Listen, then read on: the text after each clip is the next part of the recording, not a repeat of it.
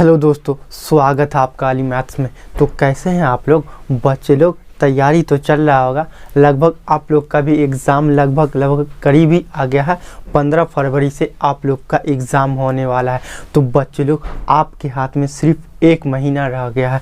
यही 1 महीना ही आपका बच्चे लोग का गोल्डन समय है। गोल्डन समय बच्चे लोग उस समय को कहते हैं जिस समय की कीमत आपके ज़िंदगी में सबसे ज़्यादा वैल्यूएबल हो और सबसे ज़्यादा मायना रखता हो।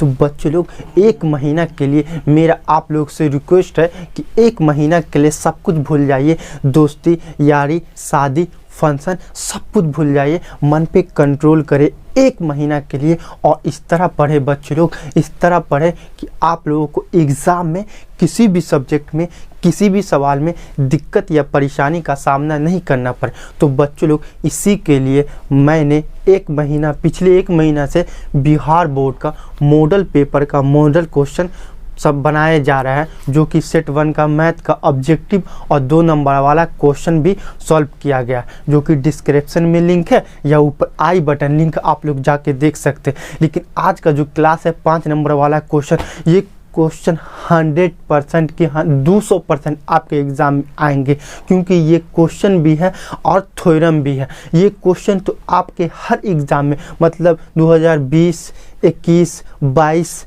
मतलब 23 में भी आएगा। ये क्वेश्चन नहीं, ये थ्योरम है। ये 5 नंबर का थ्योरम है। और लास्ट तक वीडियो देखिए, मेरे प्ले लिस्ट में जाइए और बिहार बोर्ड का मॉडल पेपर का A to Z क्वेश्चन देखिए। मैं आप लोगों से वादा करता हूँ आपको 100 में 100 आएगा। ये मेरी गारंटी, 100 में 100 100%, क्योंकि बिहार बोर्ड का मानना है कि इसी मॉडल पेपर से आपके एग्ज़ाम में आने वाला।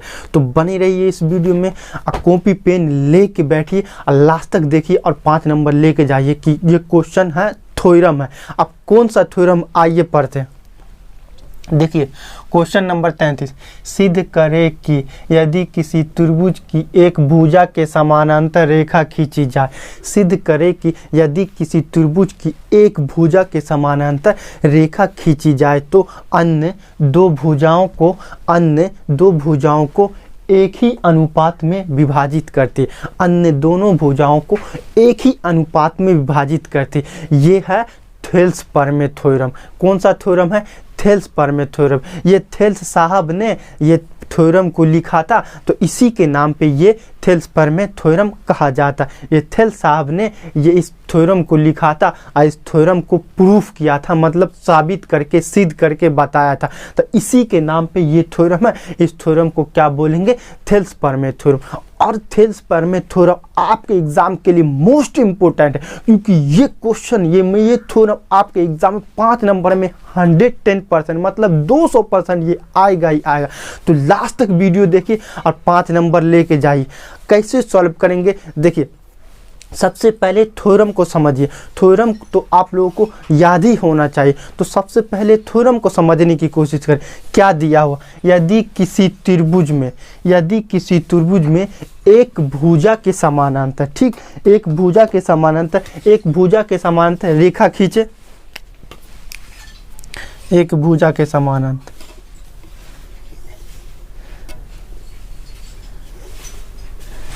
एक भुजा के समानांतर मतलब BC के समानांतर क्या खींचे? DE।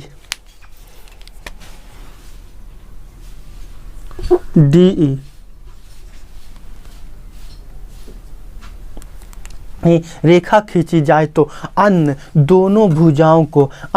ये दोनों भुजाओं को एक ही अनुपात मतलब सेम अनुपात में विभाजित करती है। ये दिया हुआ है और साबित पहले इस तरह का मतलब थ्योरम आए ना तो आपको साबित करने के लिए 4 बात याद होनी चाहिए।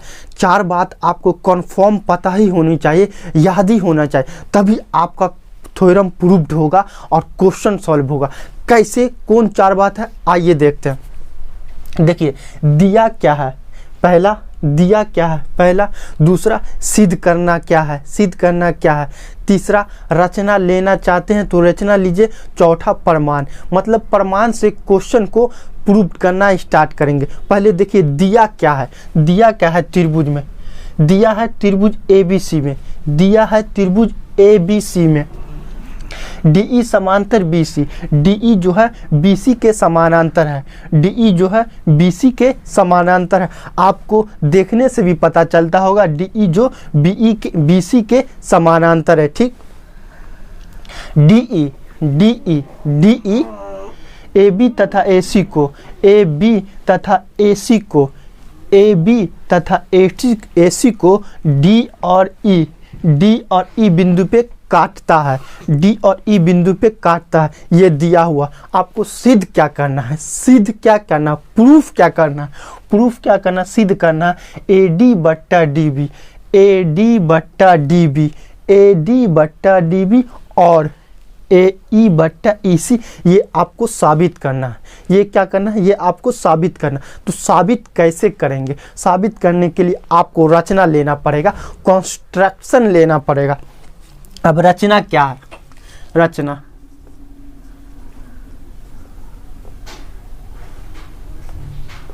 देखिए, D से AC पे लंब खींचेंगे। क्या करेंगे, D से AC पे लंब खींचेंगे।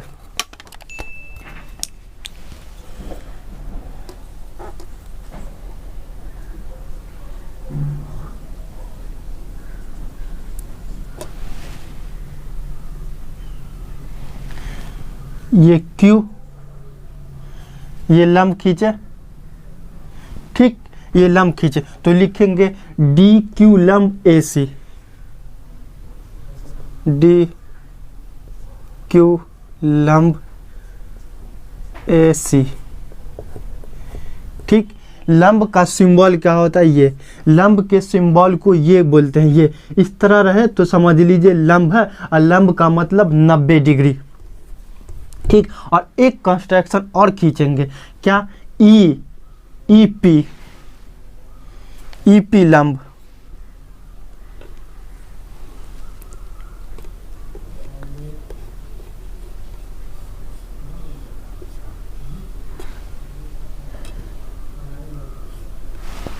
EP लंब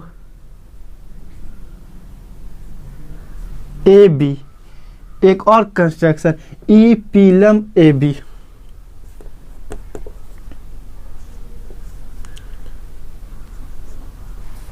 EP लंब AB। ठीक, ये और एक और देखिए, यहाँ क्या करेंगे, B से E को मिलाएंगे और C से D को मिलाएंगे। ये भी आपका क्या है, रचना में है।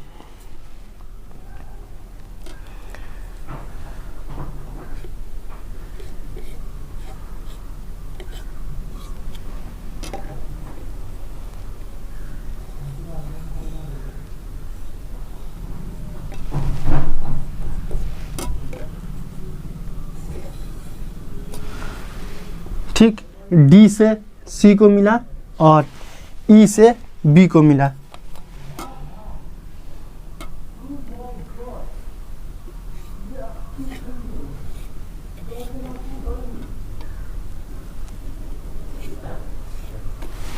ठीक, D से C को मिला है और B से E को मिला है।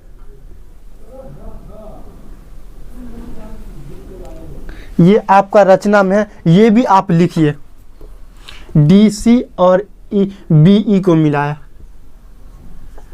DC तथा BE को मिलाया,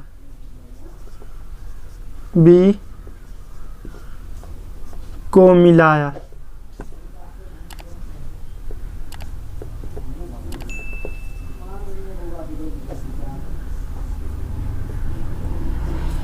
ठीक, ये आपका रचना हो गया कंप्लीट। अब क्या करेंगे, प्रूफ करना स्टार्ट करेंगे, इसे साबित करना स्टार्ट करेंगे, सिद्ध करना स्टार्ट करेंगे। तो कहाँ से होगा, ये प्रमाण से होगा। कहाँ से होगा, ये प्रमाण। अब प्रमाण लिखते हैं, प्रमाण।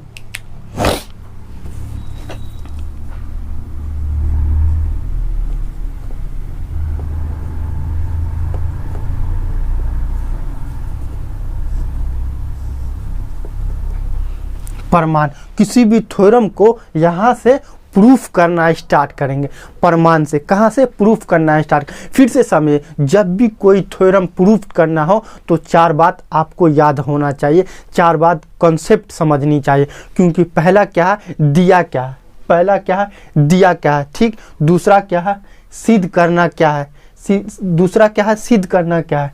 तीसरा, अगर रचना लेना है तो रचना लेंगे। तीसरा में अगर रचना लेना है तो रचना लेंगे। चौथा में क्या करेंगे, प्रमाण। प्रमाण से प्रूफ करना स्टार्ट करेंगे, साबित करना स्टार्ट करेंगे। अब प्रमाण से हम लोग प्रूफ करना स्टार्ट करें। अब गौर से देखिएगा बच्चे लोग, प्रमाण से गौर से देखिएगा, ADE,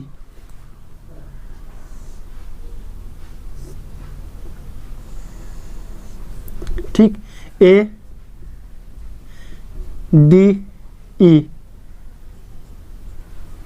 EP लंब है,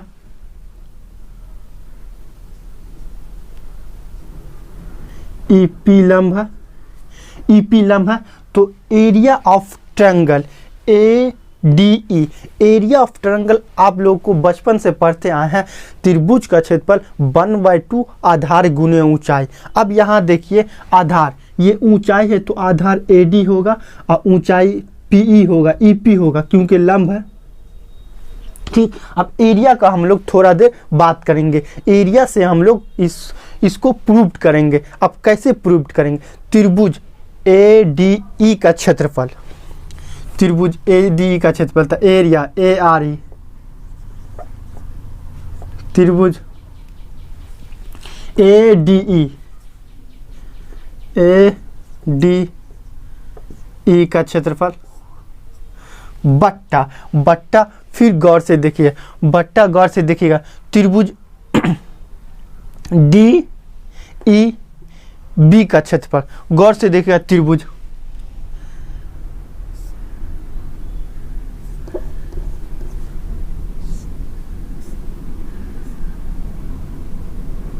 अगर ये त्रिभुज, ये क्या है D, ये क्या है E, ये क्या है B, त्रिभुज DEB का क्षेत्रफल गौर से दिखेगा, त्रिभुज DEB का क्षेत्रफल, ये तो इसमें तो ऊंचाई नजर नहीं आ रहा, तो ऊंचाई तो क्या होगा, PE हो जाएगा, इस पर इस तरह PE होगा। तो एरिया त्रिभुज DBE का क्षेत्रफल,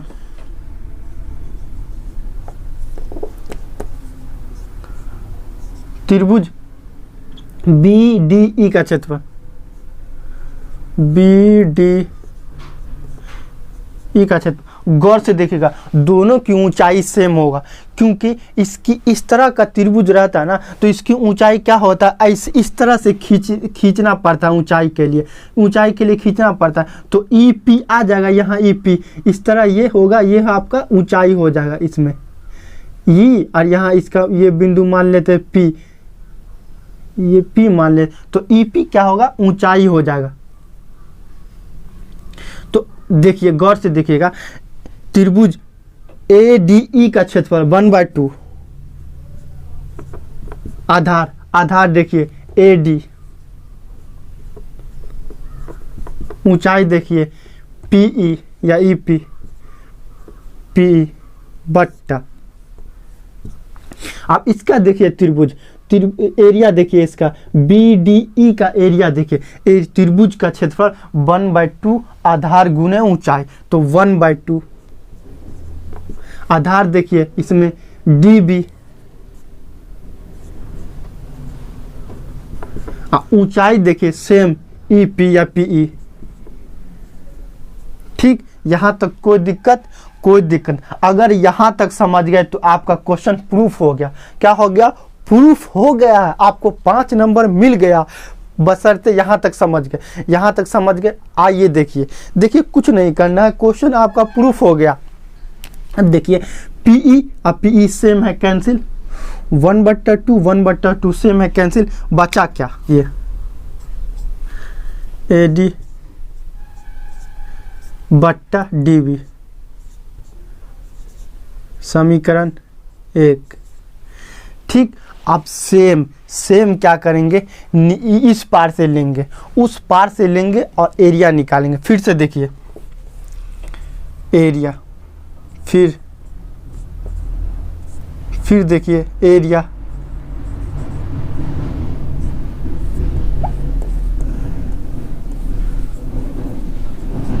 त्रिभुज, area A D E, A D E, A D E का क्षेत्रफल निकालिए, ए डी ई का क्षेत्रफल बट्टा। अब क्या करेंगे, इस पार से लेंगे, इस पार से ट्रायंगल लेंगे त्रिभुज सी ई डी में, सी ई डी में ट्रायंगल खींचते हैं।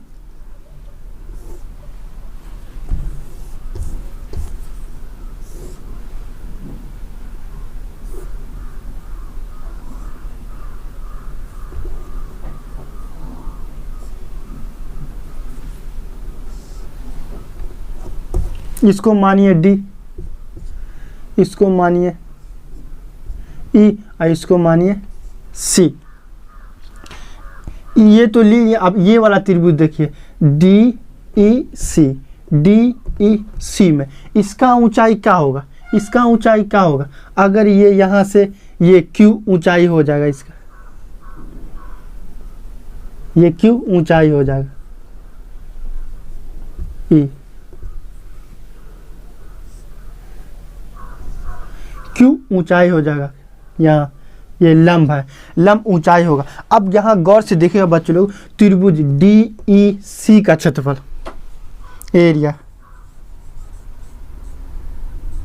त्रिभुज डी, डी नहीं लीजिए, सी ई डी, सी ई डी का क्षेत्रफल, दोनों का ऊंचाई क्या है, दोनों का ऊंचाई क्या है, डी क्यू।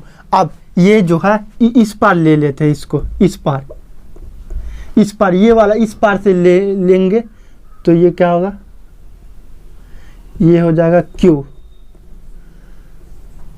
यहाँ ये 90 डिग्री, 90 डिग्री यहाँ इस पार।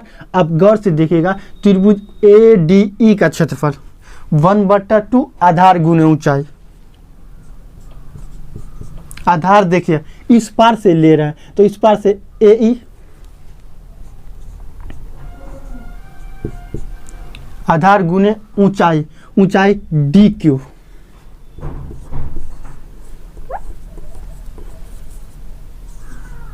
डी क्यू, ठीक, बट्टा। आप इसमें इस त्रिभुज में देखिए त्रिभुज सी ई डी का क्षेत्रफल, सी ई डी का क्षेत्रफल गौर से देखिएगा तो 1/2 आधार गुने ऊंचाई, इसमें आधार देखिए ई सी, आधार ई सी, और गुना ऊंचाई देखिए डी क्यू, ऊंचाई यहाँ डी क्यू, ऊंचाई यहाँ डी क्यू, तो ऊंचाई इसमें डी क्यू,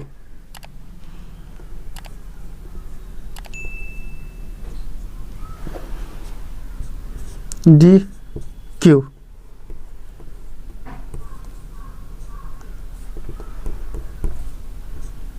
डी क्यू, ठीक। गौर से देखिएगा 1/2 1/2 कैंसिल, डी क्यू कैंसिल, बचा क्या, बचा ए ई बट्टा ई सी, ई सी समीकरण 2, समीकरण 2। अब गौर से देखना है, यहाँ पे समझने वाली बात, यहाँ पे समझ गए तो आपको 5 नंबर 100% आएगा यार, ये मेरा वादा है। लास्ट तक वीडियो देखिएगा तो 5 नंबर आपको कोई ले जाने से नहीं रोक सकता, 5 नंबर आपको मिलेगा ही मिलेगा, बस ऐसे लास्ट तक वीडियो देखिए। अब गौर से देखिएगा बच्चों लोग, यहाँ पे एक फिगर बनाएंगे, फिगर ये और ये ऐसे मिला हुआ है और ये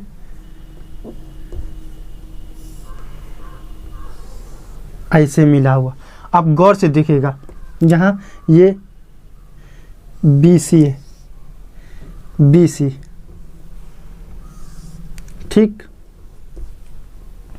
ये बी सी है। अब गौर से देखिएगा यहाँ पे ये क्या है, डी, ये ई, ये बी, ये सी। अगर त्रिभुज का बात करिए, त्रिभुज बी डी ई, त्रिभुज बी डी ई और त्रिभुज डी सी ई डी, अगर ये हटा दिया जाए, अगर ये तो आधार सेम है, अगर ये हटा दिया जाए तो त्रिभुज बी डी ई और त्रिभुज सी ई डी का आधार एक ही है, क्या है, डी है। आधार क्या है, एक ही, डी। चूंकि त्रिभुज बी डी ई, त्रिभुज बी डी ई तथा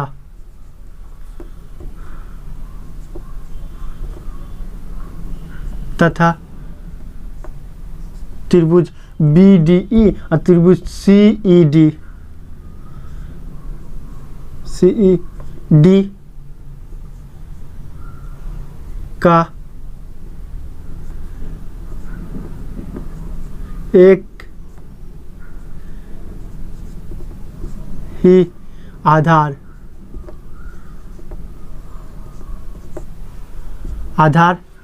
डीई है,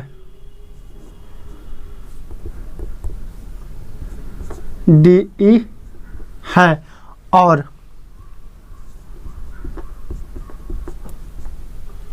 और एक ही समांतर रेखा एक ही है, डी समांतर बी सी, डॉट डी समांतर बी सी। ये दिया हुआ आपको, डी समांतर बी सी,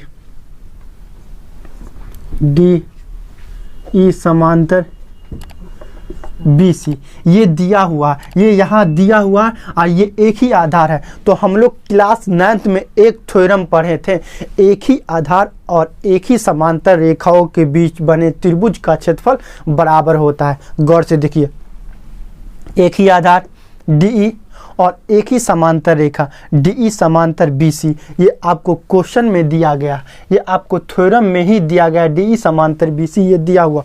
और एक ही आधार मतलब एक ही आधार पे दोनों त्रिभुज बना हुआ है, ये दोनों त्रिभुज बना हुआ, इसीलिए क्लास 9th में हम लोग पढ़े थे एक ही आधार और एक ही समांतर रेखाओं के बीच बने त्रिभुजों का क्षेत्रफल क्या होता है, बराबर होता है। इसीलिए एरिया त्रिभुज, ये दोनों का एरिया क्या होगा, बराबर होगा। त्रिभुज बी डी ई बराबर एरिया त्रिभुज सी ई डी, दोनों का एरिया बराबर होगा। क्लास 9th से अब गौर से देखिएगा बच्चे लोग, इसको ये समीकरण 1 और 2 और इसको समीकरण 3, ये समीकरण 3 मानिए, समीकरण 3 मानिए। और गौर से देखिएगा समीकरण ई सी डी के बदले में क्या कर सकते हैं, बी डी ई, ई सी डी के बदले में बी डी ई कर सकते हैं। तो समीकरण 3 2 तथा 3 से, समीकरण 2 तथा 3 से क्या होगा, इसके बदले में क्या करेंगे, ई सी डी के बदले में बी डी ई। तो एरिया त्रिभुज ए डी ई बट्टा ई सी डी के बदले में बी डी,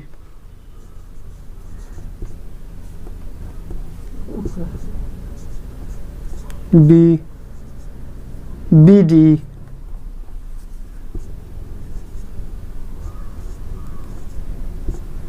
बराबर ए ई बट्टा ई सी।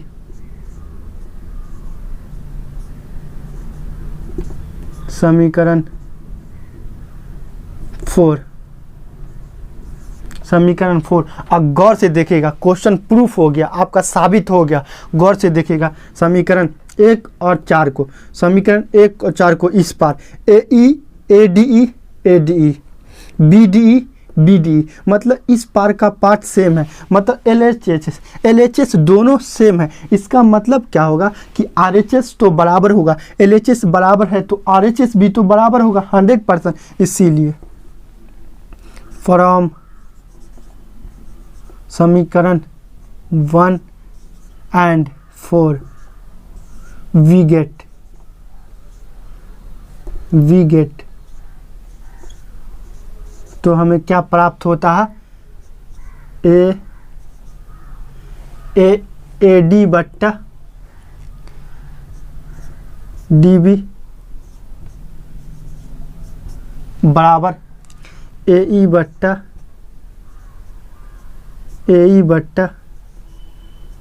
EC, AE बट्टा EC। और आपको क्या करना था, यही आपको क्या करना था, साबित करना था। क्वेश्चन थेल्स पर मैं यही बोल रहा था कि यदि किसी त्रिभुज में एक भुजा के समांतर BC DE समांतर BC है, BC के समांतर DE खींची जाए तो अन्य दोनों भुजाओं को AB और AC को एक ही अनुपात में विभाजित करता है। इसीलिए AD बट्टा DB AE बट्टा EC। साबित क्या करना था आपको, AD बट्टा DB और AE बट्टा EC। यही आपका क्या हो गया, प्रूव्ड हो गया, प्रूव्ड।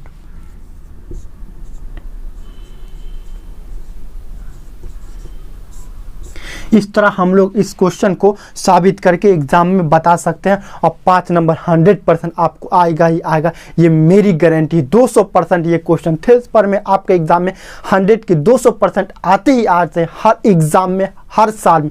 दोस्तों यह वीडियो कैसा लगा कमेंट में हमें बताइए। अगर आप लोग मेरे चैनल पे नए हैं तो प्लीज़ सब्सक्राइब करके बेल आइकन घंटी दबा दें ताकि हमारी नई वीडियो का नोटिफिकेशन सबसे पहले आप तक पहुंच सके। जय हिंद, वंदे मातरम।